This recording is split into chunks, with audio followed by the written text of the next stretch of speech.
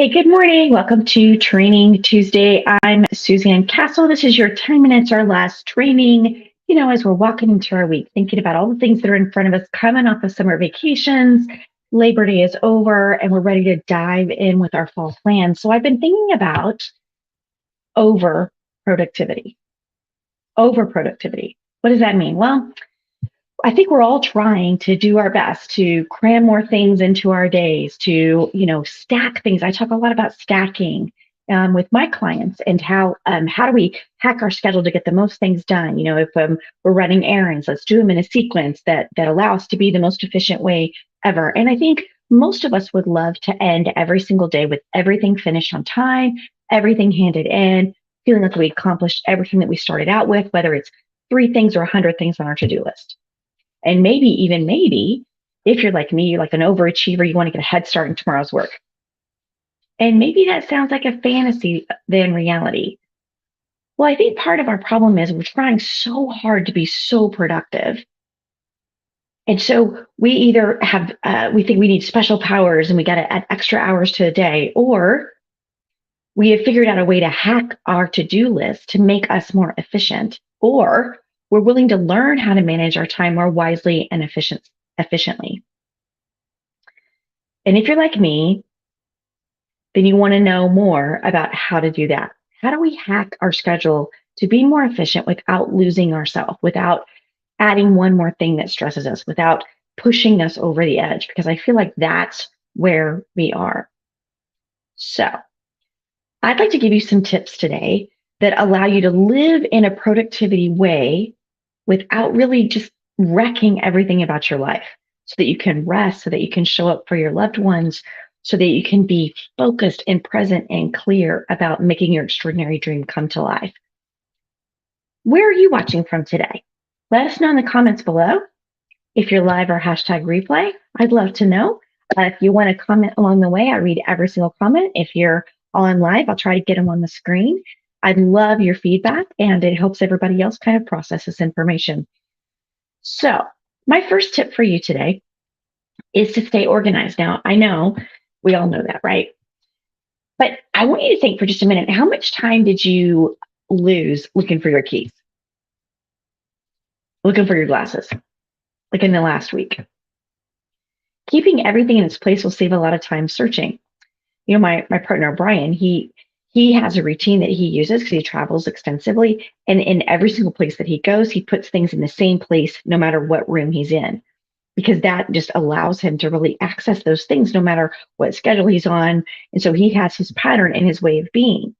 It's a greatly underrated productivity booster that also can keep you less stressed, because it saves you time, it saves you energy wasting on looking for things, not remembering where you put things.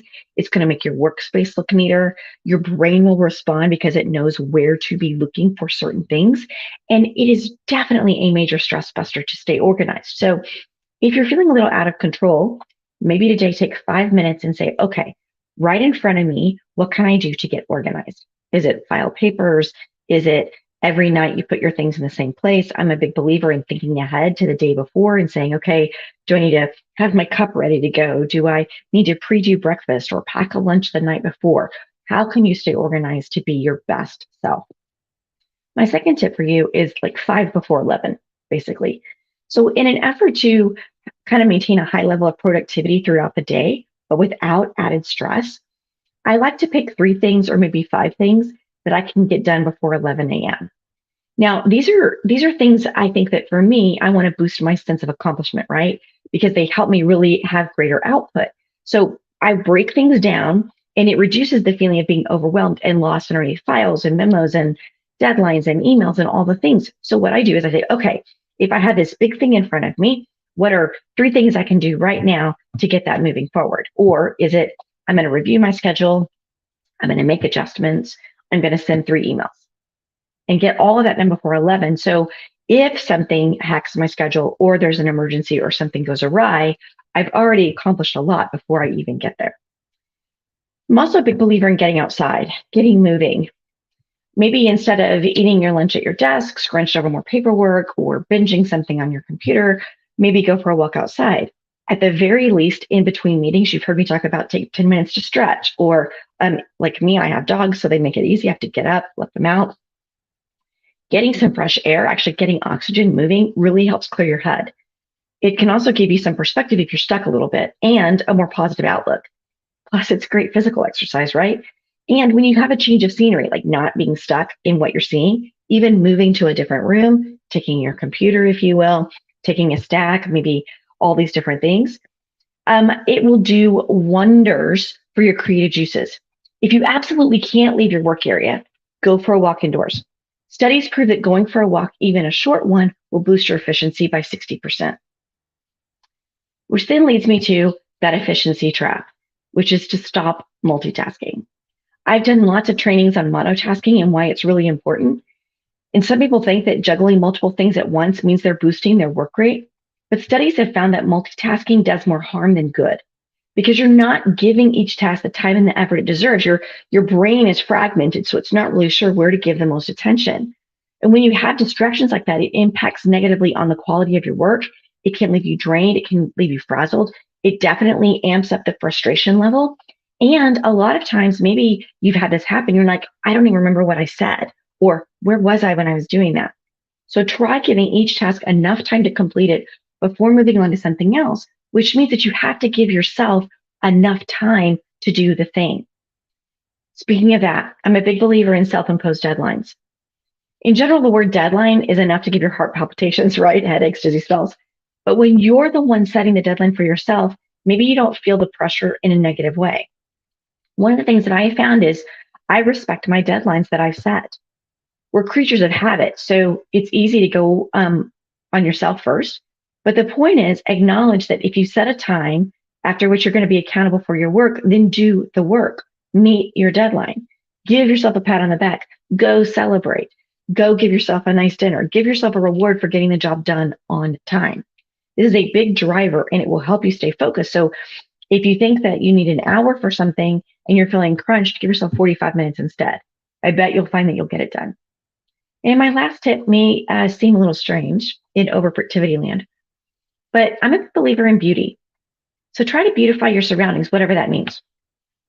That may mean attractive furniture and office decor. Like, don't look at my background today, right? I'm still in my temporary situation. And so it's not all that I need it to be, but maybe you need candles or plants, soothing music or energizing music, right?